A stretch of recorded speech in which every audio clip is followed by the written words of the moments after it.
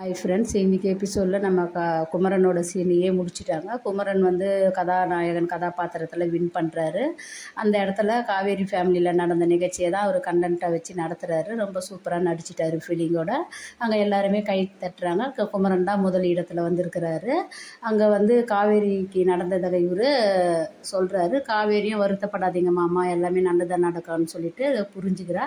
காவேரி மாமாவுக்கு ஆறுதல் சொல்கிறா. மாமாவோட வருத்தத்தை புரிஞ்சுக்கிறா. அக்கா தங்கச்சி அம்மா எல்லாரோட வருத்தத்தையும் புரிஞ்சுக்கிறா. ஆனால் எவ்வளோ பாசத்தோடு இருந்த விஜயை தான் புருஷனை புரிஞ்சிக்கல இந்த காவேரி.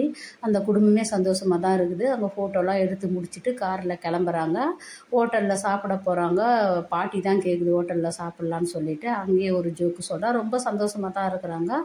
அந்த ஸ்டேஜில் விஜயும் வந்து பாவம் ஒரு ஓரமாக ஒதுங்கி நிற்கிறத பார்க்கும்போது எங்களுக்கு ரொம்ப கஷ்டமாக தான் இருந்தது.